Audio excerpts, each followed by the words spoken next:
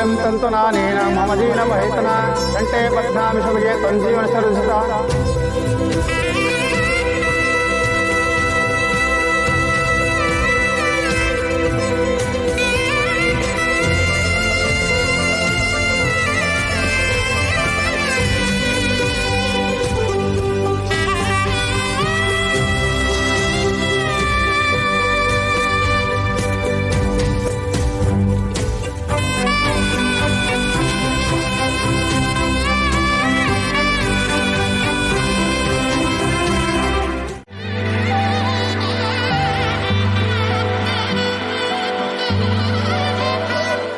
ನೋಡಿ, ಏನ್ ನಡಿಬೇಕಾಗಿತ್ತೋ ಅದು ನಡೆದು ಹೋಗಿದೆ. ನಾವು ಅದನ್ನ ಸ್ವೀಕರಿಸ್ಬೇಕು ಅಷ್ಟೆ. ಭಗವಂತ ಆಡ್ಸೋ ನಾಟಕದಲ್ಲಿ ನಾವೆಲ್ಲ ಪಾತ್ರಧಾರಿಗಳು.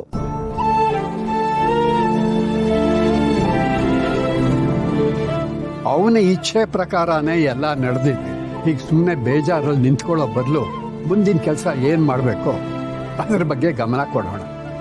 ಏನಪ್ಪ, ನಾವ್ ಅಂದ್ಕೊಂಡಿದ್ದೆ ಒಂದು, ಇವತ್ತಲ್ಲಿ ನಡೆದಿದ್ದೆ ಇನ್ನೊಂದು. ನಾವೆಲ್ಲರೂ ಆ ಶಾಕ್ನಿಂದ ಇನ್ನೂ ಆಚೆನೆ ಬಂದಿಲ್ಲ.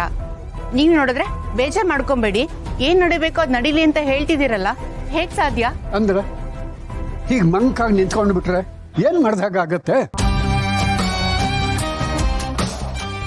ಮದುವೆ ಆಗೋಗಿದೆ, ಶೌರ್ಯ ಇಬ್ಬರನ್ನು ವರೆಸಿದ್ದಾನೆ. ಇದು ಸತ್ಯ. ನಾವಿದನ್ನು ತಗೋಬೇಕು ಅಷ್ಟೇ.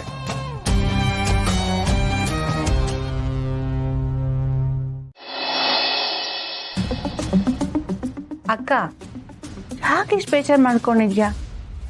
ಆಗಿದೆಲ್ಲ ಆಗೋಯ್ತು. ಅಪ್ಪ ಹೇಳಿಲ್ವಾ ಎಲ್ಲಾನು ಅಕ್ಸೆಪ್ಟ್ ಮಾಡ್ಕೋಬೇಕು ಅಂತ? ನೀ ಈ ಥರ ಬೇಜಾರ್ ಮಾಡ್ಕೊಂಬೇಡ. ಏನ್ ಅಕ್ಸೆಪ್ಟ್ ಮಾಡ್ಕೊಳ್ಳೋದು? ಇಷ್ಟಕ್ಕೂ ಶೌರ್ಯ ಏನ್ ಗೊಂಬೆನಾ?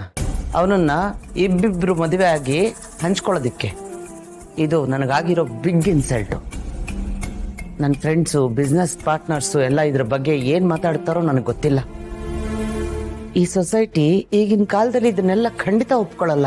ಸಮಾಜ ಒಪ್ಪಕ್ಕಿಂತ ಶಾಸ್ತ್ರ ಒಪ್ಪಿದೆ. ಶಾಸ್ತ್ರದ ಪ್ರಕಾರ ನನ್ನ ಮೊಮ್ಮಗ ಇಬ್ರು ಕುತ್ತಿಗೆಗೂ ತಾಳಿ ಕಟ್ಟಿದಾನೆ. ಅವನಿಂದ ಯಾವ ಹೆಣ್ಣಿಗೂ ಅನ್ಯಾಯ ಆಗಿಲ್ಲ. ಅದೇ ನನಗೆ ಸಮಾಧಾನ.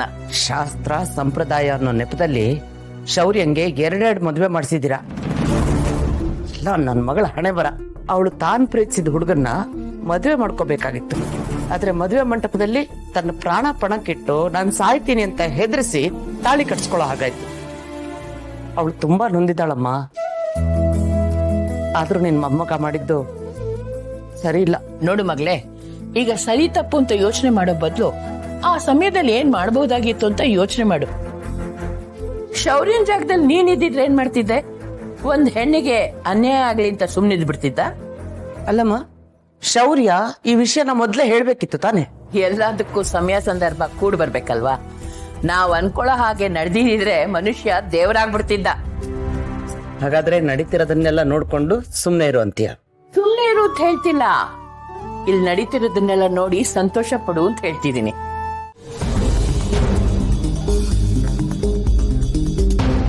ಲಡ್ಡು, ಮನೆ ತುಂಬಾ ಅಕ್ಕಿ ಚೆಲ್ಲಿದೆ. ಹೀಗೆ ಮನೇಲಿ ಅದೃಷ್ಟನೂ ಚೆಲ್ಲಾಡುತ್ತಮ್ಮ. ಅಮ್ಮ, ನನ್ನ ಮಗಳು ನಾಜೂಕಾಗಿ ಬೆಳೆತಿರೋಳು. ತುಂಬಾ ಸಂಸ್ಕಾರ ಕೊಟ್ಟು ಬೆಳೆಸಿದ್ದೀನಿ ಅವಳಿಗೆ. ಅವಳು ಈ ಹಳ್ಳಿಯಲ್ಲಿ ಬೆಳೆದಿರ್ತಾರಲ್ಲ, ಅಡ್ಡ ದಿಡ್ಡಿ, ಆ ಥರ ಬೆಳೆದಿಲ್ಲ.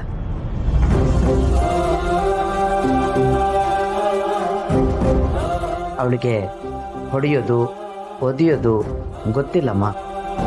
ಅದಕ್ಕೆ ನಿಧಾನಕ್ಕೆ ಸೇರೋದೈತಿ. ಆಯ್ತು, ಅದ್ರಲ್ಲಿ ತಪ್ಪೇನೂ ಇಲ್ಲ. ಇಬ್ರು ಮನೆ ಮಹಾಲಕ್ಷ್ಮೀರೇ. ಆಯ್ತಾ? ಮುಂದಿನ ಕೆಲಸ ನೋಡಿ. ಈಗ ನೀವಿಬ್ರು ಗಂಡನ ಹೆಸರು ಹೇಳ್ಬೇಕು. ಲಡ್ಡು, ಹೇಳಮ್ಮ. ಹೇಳಮ್ಮ, ನಾಚ್ಕೋಬೇಡ, ಹೇಳು. ಅದು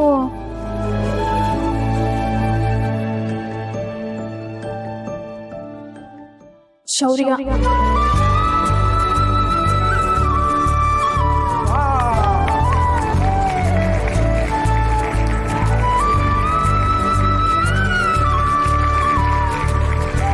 ಏನ್ ಲಡ್ಡು, ಗಂಡನ ಹೆಸರನ್ನ ಇಷ್ಟು ಸಿಂಪಲ್ ಆಗಿ ಹೇಳ್ಬಿಟ್ಟಲ್ಲ.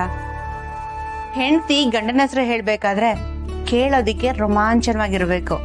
ಆಗ ಗಂಡನ ಮೇಲೆ ಎಷ್ಟು ಪ್ರೀತಿ ಇದೆ ಅಂತ ಗೊತ್ತಾಗತ್ತಮ್ಮ. ಪರವಾಗಿಲ್ಲ, ಏನು ತೊಂದರೆ ಇಲ್ಲ. ಅನು, ನೀನ್ ಹೇಳಮ್ಮ. ನನ್ನ ಗಂಡನ ಹೆಸರಲ್ಲೇ ಧೈರ್ಯ ಸಾಹಸ ಇದೆ. ಅವರು ಶೂರ ಧೀರ. ಹೆಸರು ಶೌರ್ಯ.